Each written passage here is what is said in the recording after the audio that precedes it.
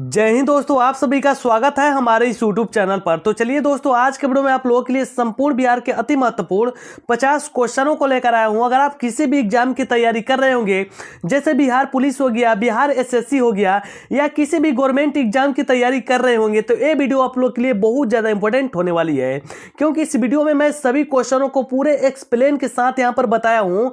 तो वीडियो को आप लोग शुरू से लेकर अंत तक जरूर देखिएगा। तो चलिए दोस्तों, बिना विलंब के वीडियो को स्टार्ट करते हैं। तो यहां पर देखिए दोस्तों, जो हमारा आज का पहला प्रश्न दिया हुआ है कि चंद्रगुप्त मौर्य के गुरु कौन थे। तो चंद्रगुप्त मौर्य के गुरु कौन थे प्यारे दोस्तों, तो जिसका राइट आंसर हो जाएगा हमारा ऑप्शन नंबर यानी कि चाणक्य। बहुत सारे एग्जाम में पूछा गया है कि चंद्रगुप्त मौर्य के गुरु कौन थे, तो अच्छे से याद रखिएगा कि चंद्रगुप्त मौर्य के गुरु कौन थे, तो चाणक्य थे। तो चलिए दोस्तों, इसी प्रकार से नेक्स्ट क्वेश्चन की ओर बढ़ते हैं। अगला क्वेश्चन है कि इनमें से कौन बिहार में किसान आंदोलन के साथ जुड़े थे। तो इनमें से कौन यानी कि बिहार में जो किसान आंदोलन किया गया था उसके साथ जुड़े थे, तो जिसका राइट आंसर हो जाएगा हमारा ऑप्शन नंबर यानी कि राजेंद्र प्रसाद, जो कि भारत के प्रथम यानी कि राष्ट्रपति भी रह चुके थे। यानी कि अच्छे से याद रखिएगा कि इनमें से कौन यानी कि बिहार में जो किसान आंदोलन हुआ था उसके साथ जुड़े थे, तो डॉक्टर राजेंद्र प्रसाद जुड़े थे। अच्छे से याद रखिएगा। तो चलिए दोस्तों, इसी प्रकार से नेक्स्ट क्वेश्चन की ओर बढ़ते हैं। अगला क्वेश्चन है कि कांग्रेस सोशलिस्ट पार्टी की पहली बैठक हुई थी, यानी कि कांग्रेस सोशलिस्ट पार्टी की पहली बैठक कहां पर हुई थी। तो अच्छे से याद रखिएगा, पहली बैठक जो हुई थी वो पटना में हुई थी। और कब हुई थी प्यारे दोस्तों, तो मई 1934 में हुई थी। अच्छे से याद रखिएगा कि मई 1934 में पटना में पहली बैठक हुई थी, यानी कि कांग्रेस यानी कि सोशलिस्ट पार्टी की प्रथम बैठक हुई थी। तो प्यारे दोस्तों, लास्ट में आप लोगों से एक क्वेश्चन जरूर पूछा जाएगा, अगर उसका आंसर आप लोग 100% दे देते हैं तो मैं समझ जाऊंगा कि आप लोग की नौकरी जरूर 100% लगने वाली है। तो आप लोग लास्ट वाले क्वेश्चन का आंसर जरूर कमेंट सेक्शन में दीजिएगा, आप लोग का नौकरी बिल्कुल 100% यानी कि पक्की हो जाएगी। तो चलिए दोस्तों, इस प्रकार से नेक्स्ट क्वेश्चन की ओर बढ़ते हैं। अगला क्वेश्चन है कि श्री यानी कि नरसिंह नारायण क्या थे। तो श्री यानी कि नरसिंह जो नारायण थे वो क्या थे प्यारे दोस्तों, तो अच्छे से याद रखिएगा। तो यानी कि वो समाजवादी थे। अच्छे से याद रखिएगा कि यानी कि श्री नरसिंह नारायण जो थे यानी कि एक समाजवादी थे। अच्छे से याद रखिएगा। तो चलिए दोस्तों, इसी प्रकार से नेक्स्ट क्वेश्चन की ओर बढ़ते हैं। अगला क्वेश्चन है कि जयप्रकाश नारायण किस पार्टी से संबंधित थे। तो जयप्रकाश नारायण किस पार्टी से संबंधित थे प्यारे दोस्तों, तो अच्छे से याद रखिएगा कि समाजवादी पार्टी से संबंधित थे। और इस पार्टी की स्थापना कब हुई थी, तो 1948 में हुई थी। अच्छे से याद रखिएगा। तो चलिए दोस्तों, इस प्रकार से नेक्स्ट क्वेश्चन की ओर बढ़ते हैं। अगला क्वेश्चन है कि बिहार केसरी से किसे संबोधित किया जाता है। तो बिहार केसरी से किसे संबोधित किया जाता है, तो डॉक्टर श्री कृष्ण सिंह को यानी कि बिहार केसरी से संबोधित किया जाता है, जो कि बिहार के प्रथम यानी कि मुख्यमंत्री भी रह चुके थे। तो चलिए दोस्तों, इस प्रकार से नेक्स्ट क्वेश्चन की ओर बढ़ते हैं। अगला क्वेश्चन है कि किस देश की सीमा बिहार राज्य से जुड़ती है। तो जिसका राइट आंसर हो जाएगा ऑप्शन नंबर यानी कि नेपाल। तो चलिए दोस्तों, इसी प्रकार से नेक्स्ट क्वेश्चन की ओर बढ़ते हैं। अगला क्वेश्चन है कि पुराना बिहार का कितना प्रतिशत जमीन लेकर झारखंड राज्य बना है। तो जिसका राइट आंसर हो जाएगा हमारा ऑप्शन नंबर बी यानी कि 45.85% यानी कि जमीन लेकर झारखंड राज्य बना है। और बिहार से झारखंड अलग कब हुआ था, तो अच्छे से याद रखिएगा 15 नवंबर यानी कि 15 नवंबर 2000 ईस्वी को बिहार से झारखंड अलग हुआ था। तो चलिए दोस्तों, इसी प्रकार से नेक्स्ट क्वेश्चन की ओर बढ़ते हैं। अगला क्वेश्चन है कि बिहार का शोक निम्नलिखित में से किसे कहा जाता है। तो बिहार का शोक निम्नलिखित में से किसे कहा जाता है, तो अच्छे से याद रखिएगा कोसी नदी को बिहार का शोक माना जाता है, जिसका राइट आंसर हमारा ऑप्शन नंबर बी हो जाएंगे। तो चलिए दोस्तों, इसी प्रकार से नेक्स्ट क्वेश्चन की ओर बढ़ते हैं। अगला क्वेश्चन है कि आम की वह प्रजाति जो केवल बिहार में ही उपजाई जाती है, यानी कि आम की वह कौन सी प्रजाति है जो सिर्फ बिहार में उपजाई जाती है, तो जिसका राइट आंसर हो जाएगा ऑप्शन नंबर डी यानी कि सफेदा एक ऐसा प्रजाति है जो कि बिहार में सिर्फ उपजाया जाता है। तो चलिए दोस्तों, इस प्रकार से नेक्स्ट क्वेश्चन की ओर बढ़ते हैं। अगला क्वेश्चन है कि संपूर्ण बिहार राज्य स्थित है, यानी कि संपूर्ण बिहार राज्य जो है यानी कि किस क्षेत्र में स्थित है, तो अच्छे से याद रखिएगा मैदानी क्षेत्र में स्थित है, जिसका राइट आंसर हमारा ऑप्शन नंबर ए हो जाएंगे। तो चलिए दोस्तों, इसी प्रकार से नेक्स्ट क्वेश्चन की ओर बढ़ते हैं। अगला क्वेश्चन है कि बिहार में तेल शोधक कारखाना है। तो बिहार में तेल शोधक कारखाना कहां पर स्थित है, जो कि बरौनी में स्थित है। अच्छे से याद रखिएगा, राइट आंसर हमारा ऑप्शन नंबर सी हो जाएंगे। और बरौनी किस जिले में स्थित है, तो बरौनी जो है बेगूसराय जिले में स्थित है। अच्छे से याद रखिएगा। तो चलिए दोस्तों, इस प्रकार से नेक्स्ट क्वेश्चन की ओर बढ़ते हैं। अगला क्वेश्चन है कि किस फसल के उत्पादन में बिहार देश में अग्रणी है। तो अच्छे से याद रखिएगा, जिसका राइट आंसर हमारा ऑप्शन नंबर सी हो जाएंगे। यानी मखाना के फसल में बिहार यानी कि सबसे आगे है, और मखाना का जो उत्पादन बिहार करता है वो लगभग 90% करता है। और इसके बाद लीची आता है, लीची का बिहार जो है 71% यानी कि उत्पादन करता है। तो अच्छे से याद रखिएगा कि बिहार जो सबसे ज्यादा यानी कि उपज में देश में जो सबसे आगे है वो मखान के उपज में है, जो कि 90% यानी कि मखान बिहार में उपजाए जाते हैं। तो चलिए दोस्तों, इस प्रकार से नेक्स्ट क्वेश्चन की ओर बढ़ते हैं। अगला क्वेश्चन है कि बिहार में डालमिया नगर किसके लिए प्रसिद्ध है। तो बिहार में जो डालमिया नगर है वो किसके लिए प्रसिद्ध है। तो अच्छे से याद रखिएगा कि सीमेंट के लिए यानी कि प्रसिद्ध है। और इस नगर की स्थापना कब की गई थी। तो अच्छे से याद रखिएगा 1938 में की गई थी। और किनके द्वारा। तो सुभाष चंद्र बोस के द्वारा की गई थी, जो कि वर्तमान में रोहतास में स्थित है।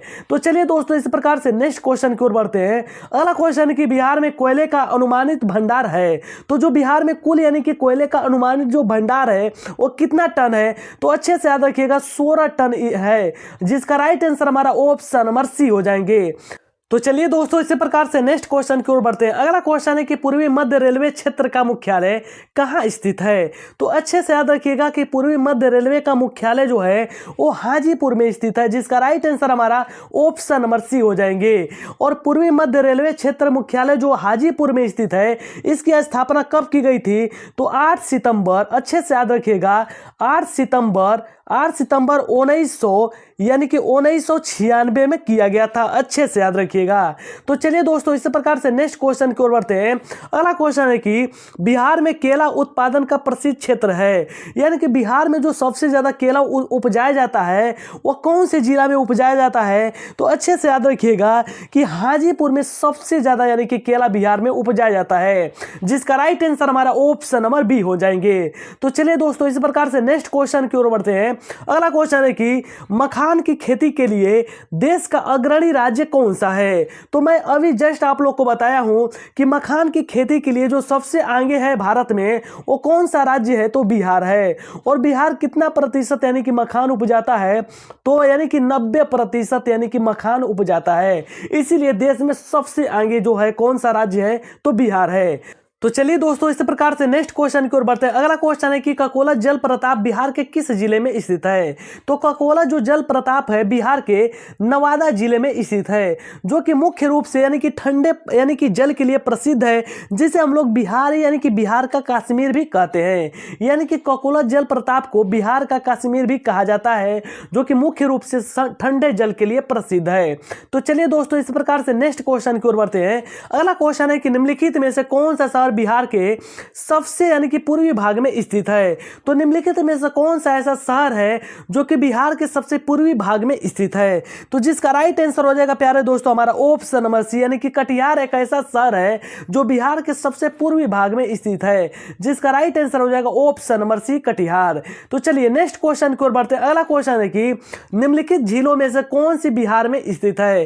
तो इनमें से कौन सा ऐसा झील है जो कि बिहार में स्थित है। तो जिसका राइट आंसर हो जाएगा प्यारे दोस्तों हमारा ऑप्शन नंबर यानी कि बी, यानी कि अनुपम जो झील है जो कि बिहार में स्थित है, जो कि कैमूर के वन्य जीव अभ्यारण्य के भीतर स्थित है। अच्छे से याद रखिएगा कि जो अनुपम झील है वो कहां पर स्थित है।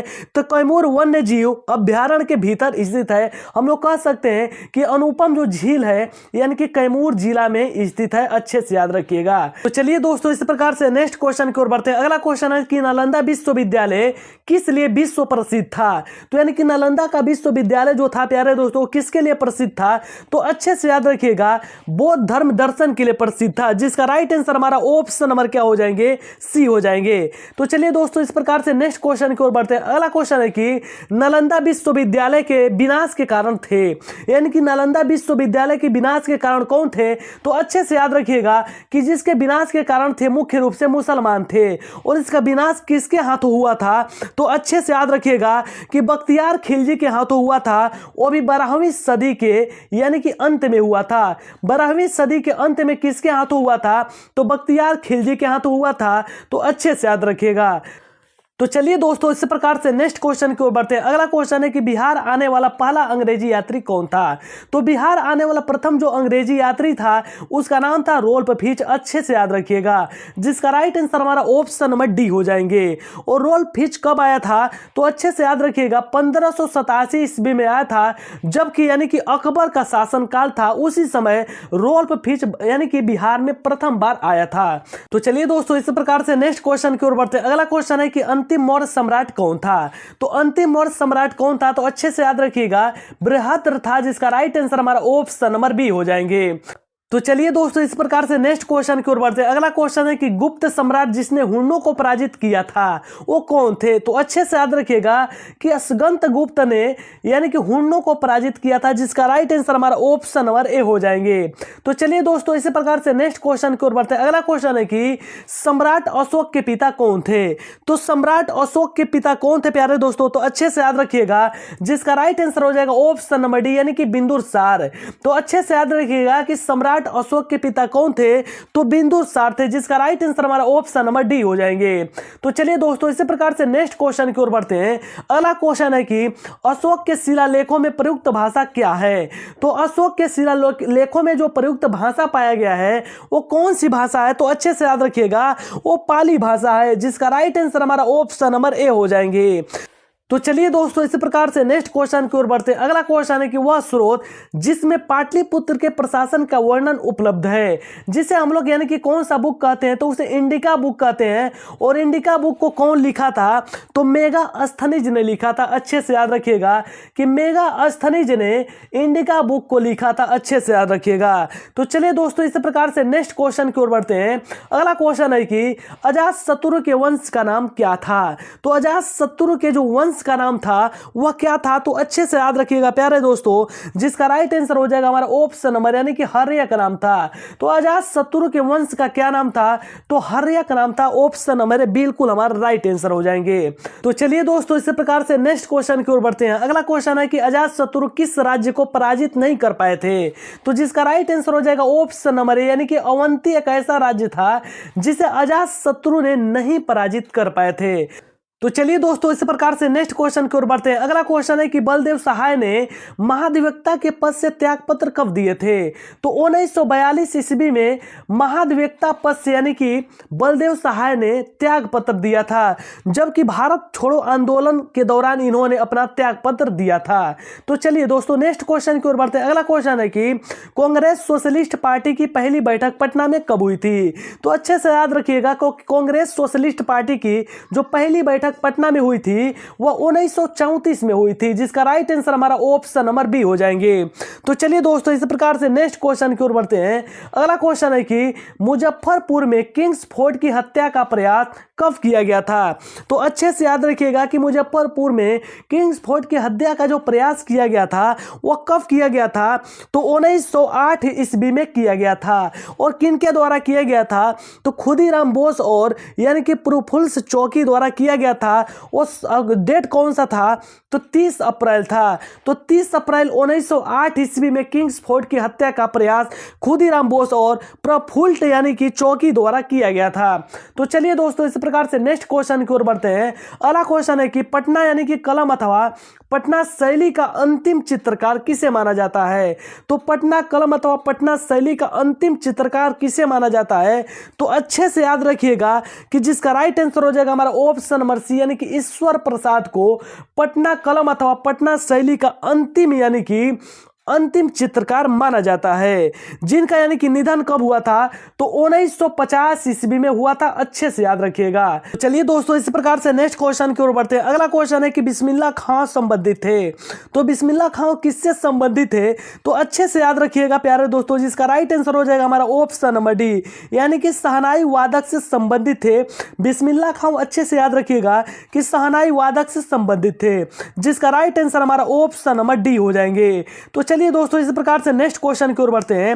अगला क्वेश्चन है कि गोपाल सिंह नेपाली ने निम्नलिखित में से किस पत्र पत्रिका का संपादन नहीं किया था। तो ये अच्छे से याद रखिएगा कि गोपाल सिंह नेपाली ने किस पत्र पत्रिका का संपादन नहीं किया था। तो जिसका राइट आंसर था हमारा ऑप्शन नंबर बी हो जाएंगे, यानी हंस पत्र पत्रिका का संपादन यानी कि गोपाल सिंह नेपाली ने नहीं किया था।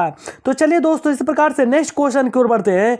अगला क्वेश्चन है कि महाकवि विद्यापति किस युग के कवि थे।